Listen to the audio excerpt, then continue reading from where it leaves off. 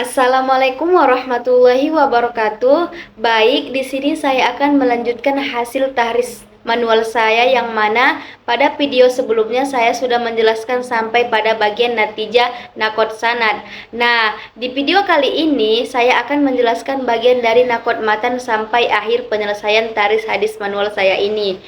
Nah, di nakot matan ini ada beberapa yang akan saya jelaskan. Yang pertama, yaitu bahwasanya hadis ini tidak bertentangan dengan Al-Quran.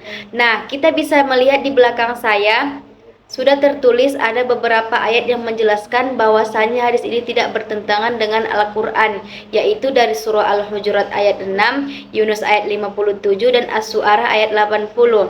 Yang kedua, bahwasanya hadis ini tidak bertentangan dengan hadis mutawatir. Di belakang saya sudah ada riwayat yang mendukung. Nah, dengan adanya riwayat-riwayat pendukung ini, riwayat hadis ini tidak bertentangan dengan hadis lain, bahkan saling menguatkan. Yang ketiga, tidak bertentangan dengan pendapat ulama. Para ulama dari mazhab fikih sepakat bahwa berobat dengan bekam hukumnya adalah sunnah atau dianjurkan. Ada beberapa ulama yang berpendapat tentang hadis bekam ini, salah satunya yaitu Imam Ahmad dan Imam Abu Daud selaku yang meriwayatkan hadis ini. Yang keempat, tidak bertentangan dengan sains dan logika. Nah, secara sains, penelitian membuktikan bahwasannya proses sayatan kecil pada bekam dan penyedotan pada kulit memicu respon inflamasi lokal yang positif. Tubuh akan melepas zat kimia seperti nitrooksida yang berfungsi melebarkan pembuluh darah, meningkatkan sirkulasi darah, serta memicu kekurangan hormon dan memuslimasi pembentukan sel darah baru yang sehat. Dan secara logika, pada masa Nabi SAW hidup, teknologi kedokteran modern belum ada. Secara logika yang cerdas, Nabi SAW menyarankan umatnya untuk metode pengobatan mekanis fisik atau mengeluarkan darah kotor yang aman, murah, minim, dan efek samping, namun memiliki efek kesembuhan yang tinggi dibandingkan metode pengobatan ekstrem saat itu.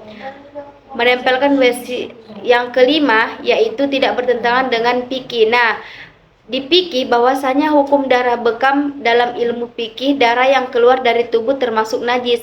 Namun, fikih tidak mempertentangkan hadis bekam ini dengan kaedah najis tersebut. Para ulama fikih menyimpulkan hukum darah bekam dimaafkan atau ma'fun anhu selama dalam proses pengobatan dan setelah penyelesaian berbekam.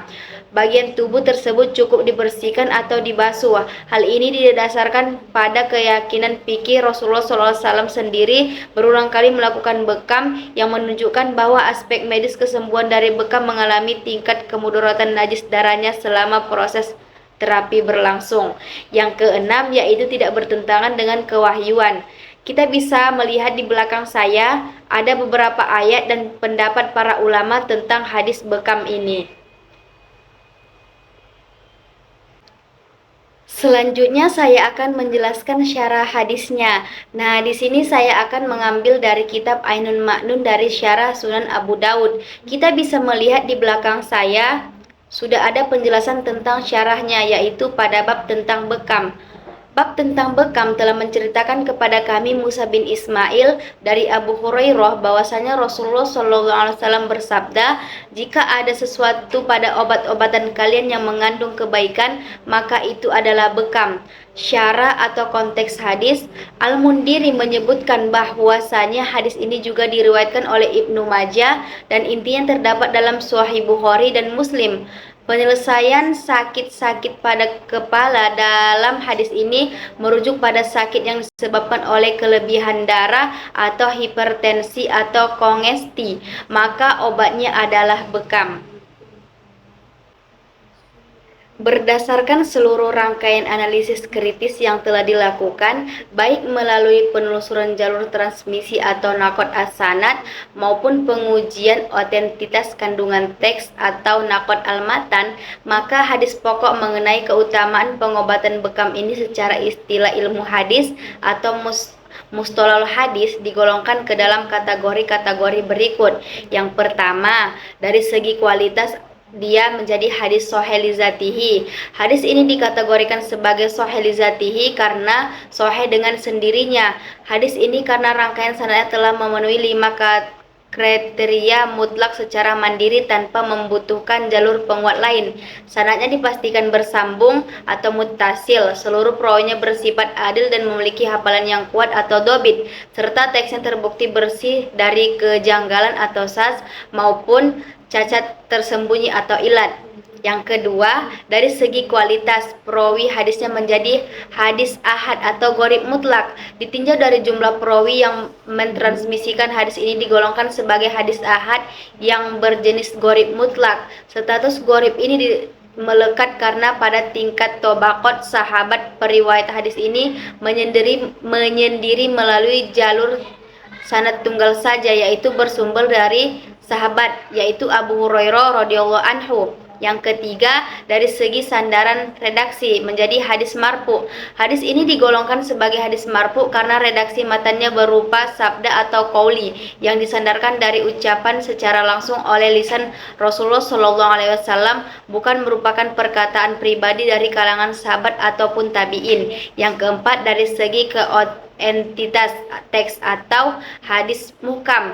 Dilihat dari kandungan isinya, hadis ini masuk ke dalam kelompok hadis muhkam. Artinya, teks hadis ini memiliki makna hukum yang sangat jelas, kokoh, serta terbukti selamat dari pertentangan ta'arud terhadap dalil-dalil lain yang lebih kuat, baik dari kalam kewahyuan Al-Quran, ijma ulama, maupun logika sains medis modern.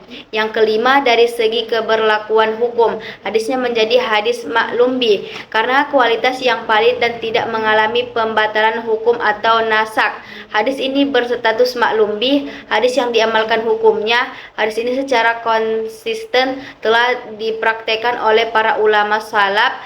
Salah satunya dibuktikan melalui riwayat praktek bekam bersanad oleh Imam Ahmad bin Hambal. Yang keenam, kedudukan sebagai hujjah syariat atau hujjah syariah. Hadis pokok ini secara mutlak boleh dan sah dijadikan sebagai hujjah syariah, landasan hukum atau dalil yang kuat. Keabsahan sebagai hujjah didasarkan pada argumen akademis berikut: memenuhi standar kelayakan hujjah. Syarat minimal sebagai hujjah dapat dijadikan hujjah dalam menetapkan suatu hukum fikih adalah berkualitas hasan.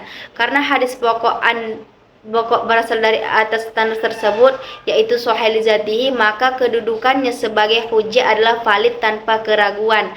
Keabsahan hadis ahad yang sahih, mayoritas ulama atau jumhur ulama dari kalangan ahli hadis, ahli fikih dan usul fikih telah menyepakati konsensi bahwa hadis ahad yang berstatus sahih wajib dan sah dijadikan hujjah untuk menetapkan hukum amalan praktis atau furu'iyah.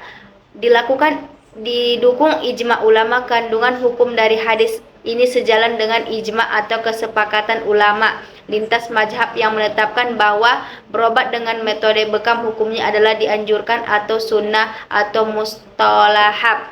Yang ketujuh, hadis pokok mengenai keutamaan bekam ini secara totalitas adalah hadis marfu yang berkualitas sahih li dzatihi, berstatus ahad gharib mutlak secara kuantitas perawi serta bersifat muhkam dan maklum bih secara kandungan makna dengan terpenuhnya seluruh parameter kesahihan tersebut.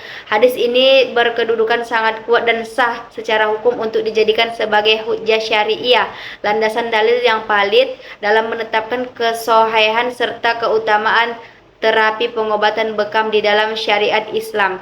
Mungkin sampai di sini yang dapat saya sampaikan, kurang dan lebihnya saya mohon maaf. Wabillahi taufik wal hidayah, waridho wal inayah. Wassalamualaikum warahmatullahi wabarakatuh.